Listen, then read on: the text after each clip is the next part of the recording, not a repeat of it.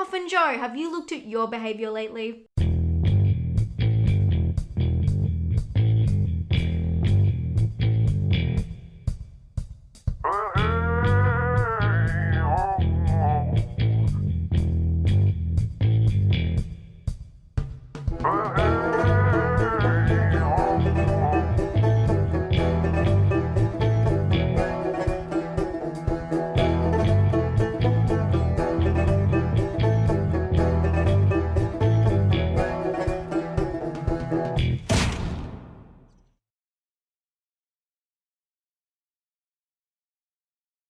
Hi friends, welcome to day 2 of 13 days of horror. I am super excited because today I am watching at midnight, I Will Take Your Soul. This is my first Coffin Joe film and the first film that he makes an appearance in. Coffin Joe is a Brazilian icon.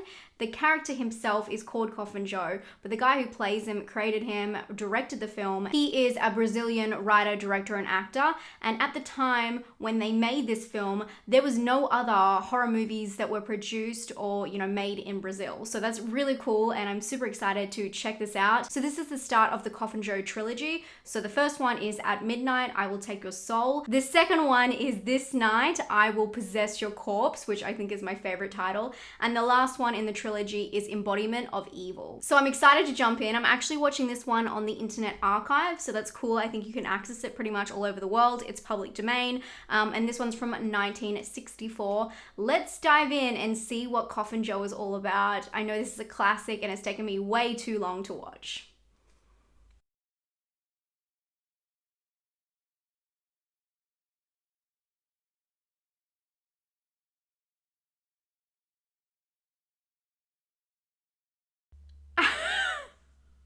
What the heck was that?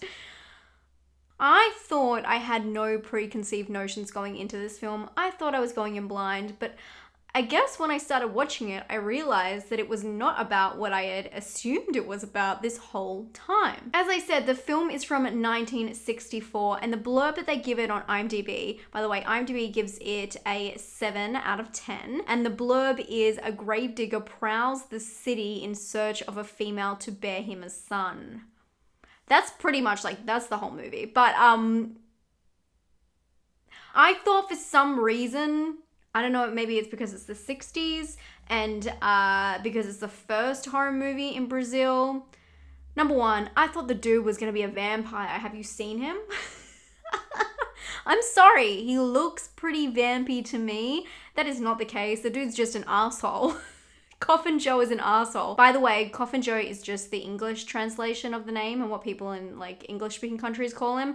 His name isn't Coffin Joe in the film. But my God, is he intense. And I thought that the film was going to be, sure, him terrorizing people, but I didn't think it was going to go to the extent it did. And I was pretty shocked by that film. Lots of abuse to women. Just the way he speaks to people it's just disrespectful. And he's just a villain. He's not even a likable villain. He's just an asshole. And it's so weird because he's just going through pretty much what I would say is the film is about a dude who lives in a small town and everyone hates him, and he just goes and just terrorizes everyone all the time. There's also this random scene where this guy is pulling along his kid, and Coffin Joe goes up and tells him not to abuse his kid, and I'm like, Coffin Joe, have you looked at your behavior lately? That film is not at all what I was expecting. It seems like the arc of it was going to be about how he got what was coming to him, but it's quite very surface level and confusing at times. There's no real context going to the situation. Again, it's a very early horror movie, and I know it's very it was funded by the director, and I read that there's this story that the director, who is Coffin Joe, first he sold his house and his car to fund the film, so he was all in. Second, there was these reports of crew members going and cutting down trees and things around the city to create this set, so illegally just grabbing things off the street. And then lastly, there's this crazy story about how he pointed a gun at one of the cameramen who refused to keep shooting because it was low light, a low light situation. The sun was going down and there was not enough sunlight limelight for the day, and apparently a lot of people saw this and totally agree that it happened. Later, he said that the gun was a prop. He just seems sketchy as hell. This whole situation is... The film, I didn't expect it to be actually brutal and disgusting. Like, there's some really intense deaths and it's very gory. I would say it's beautiful to look at. It's black and white, and they do this really cool, like, old school horror hype up. There's this cackling old lady who comes in at the start and tells you not to watch this film and it's gonna be bad and all this bad stuff's gonna happen. So it's a great, like, hype up, almost like Halloween-y type feel to the film. It goes all the way for a horror movie, and especially the first horror movie in Brazil. But I was really not expecting that. I was not expecting it to go all the way. I was not expecting the level of sexual harassment to happen. Some of the dialogue is just really intense. He does some things to a woman and then he says, all women say that they regret it later. I mean, do I need to say any more? I mean, obviously he's a bad guy, but I didn't realize he was going to be the worst villain of all time. Like, the baddest villain of all time. You know what I mean? I thought Coffin Joe was going to be, like, some cool, like, I don't know, vampire-esque dude that we were going to... I don't know. I was excited to love him, and I actually hate him. Such a bummer. He also has just really weird motives, and I guess that's the blurb. It's all about him wanting to have a son.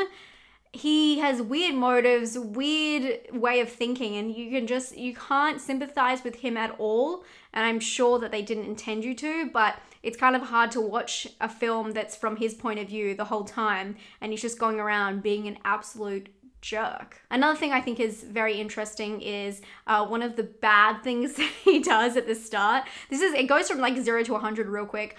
The bad thing he does at the start is he like talks about how he's gonna eat meat on a holy day, and everyone's like, don't eat meat on a holy day. And he gets this lamb leg and he's like eating it, and he's like, I dare you to eat the it was bizarre.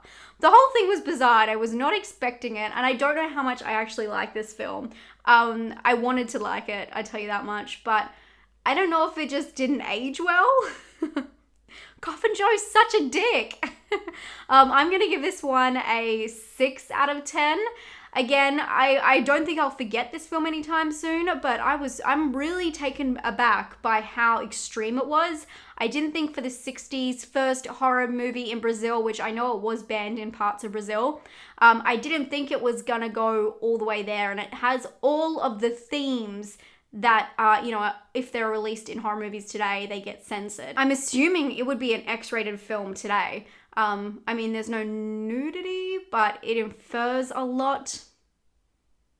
Yeah, that was surprising.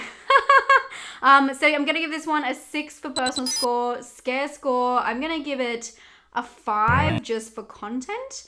I don't think it's a scary movie. Usually I would give it like, if I was saying like pure like, scare, I'd probably give it like a 2 or a 3.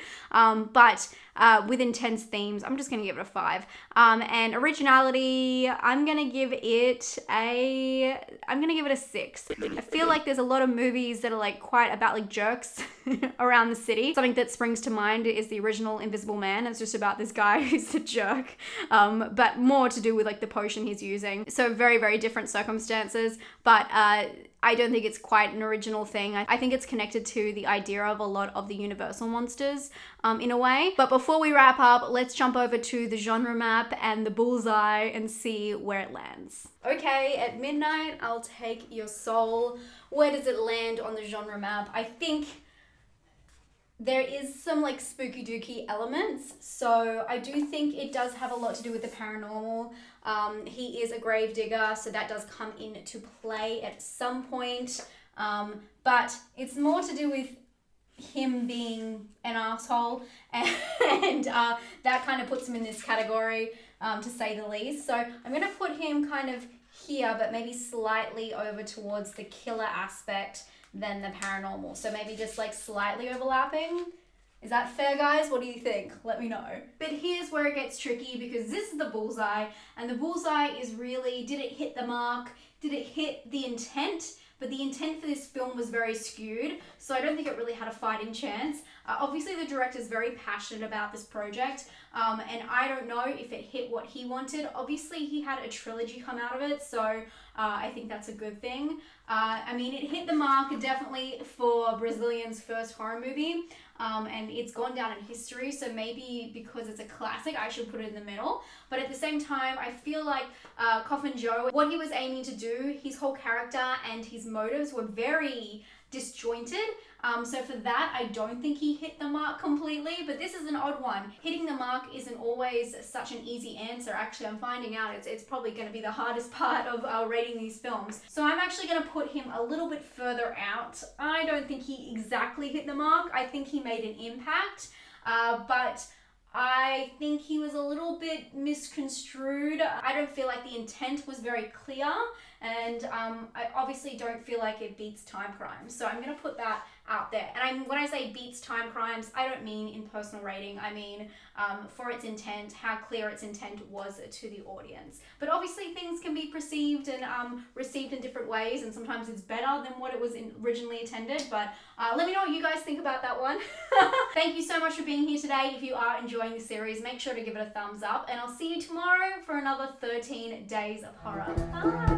Bye!